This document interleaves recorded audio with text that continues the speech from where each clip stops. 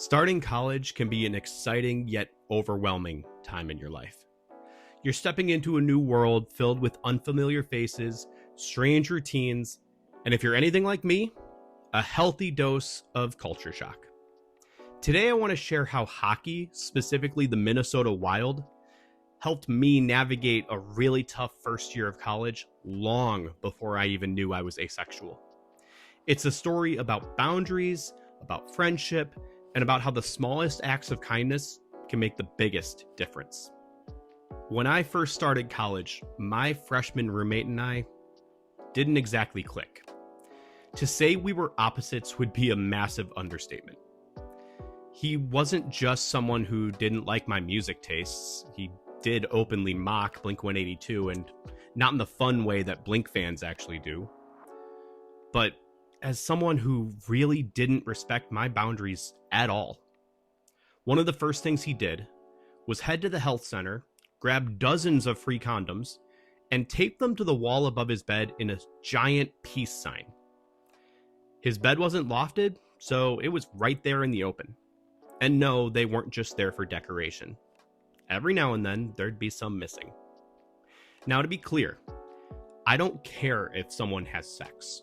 That wasn't the issue. What I wasn't comfortable with was the in-your-face openness of it all. And unfortunately, this wasn't the only boundary that he pushed. He used my fan without my permission to blow smoke out the window while also using my comforter to barricade the door when I was in class. It became very clear early on that my boundaries were never going to matter to him. Thankfully, I became friends with a lot of the other guys on my dorm floor. One of them, who I'll call Matt, lived just 2 doors down. Matt was from Minnesota and he was really into hockey. At first, he invited me to play ping pong in the dorm basement or watch a movie with him and a few others. But over time, Matt realized that there was something else going on with me and my roommate. And he started intentionally inviting me out to help me get away from that environment. And then there was hockey. Matt was a diehard Minnesota Wild fan. And while Wisconsin has a strange relationship with hockey, I've never really been into it. See, the University of Wisconsin has a great historic hockey program. But for pro hockey, most people in my area either cheer for the Nashville Predators, because they are the NHL affiliate to our Milwaukee Admirals, or they're fans of the Chicago Blackhawks. But cheering for Chicago, and I mean this with no disrespect, I just can't do that. So Matt introduced me to the Minnesota Wild. He taught me everything I needed to know, the rules, the thrill of overtime, and at the time, the Minnesota Wild had some of the best names to say in hockey. Mikko Koivu, Cal Clutterbuck, Nino Niederreiter. Hockey became a distraction, a way to focus on something fun and new instead of the discomfort that I was experiencing in my own dorm room. We'd watch Wild games in his room, and between the action, we'd have these really deep conversations. Matt created a space where I could open up about how uncomfortable I was feeling.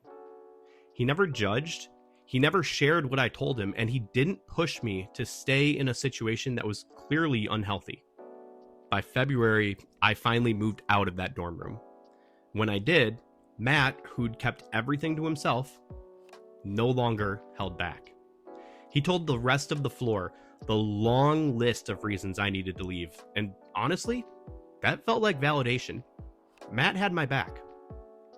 Matt and I stayed good friends throughout all of college. And a few years ago, we finally did what we said we'd do all these past 15 years. We finally made it to a Minnesota Wild game together. And while life has pulled us in different directions after graduation, we still find time to catch up from time to time. Just a few weeks ago during a game, 15 years after those dorm room hockey nights, we found ourselves having another deep conversation, this time over text. I told him about my book, and he already knew that I'm aro-ace from a previous conversation. But then he said something that caught me off guard. He apologized for introducing me to girls back in college. Now, to be clear, Matt never pushed me to date or talk to anyone. He never crossed a boundary or made me feel uncomfortable in any way. Certainly nothing compared to what my roommate did to me. In fact, he always respected me and respected how I felt, even when we didn't have the words for it. He knew I wanted to feel something for someone, and he wanted to help me find it. But now, knowing more about my identity, he wanted me to know that he understood why that might not have been the best move. And he felt that it was important to acknowledge that. Now, that apology meant a lot to me, especially considering that some people, not Matt, but others that I knew back then, have since doubled down when I came out, and they told me that I needed to keep trying. Matt's apology wasn't necessary, because he never pushed me. He never pressured me. But it showed the kind of person that he is. He didn't just listen. He cared. And hockey, the Minnesota Wild, was the icebreaker I needed to feel a little less like an outsider during one of the most disorienting times in my life. Looking back, those nights watching the Minnesota Wild weren't just about hockey. They were about relearning how to make connections.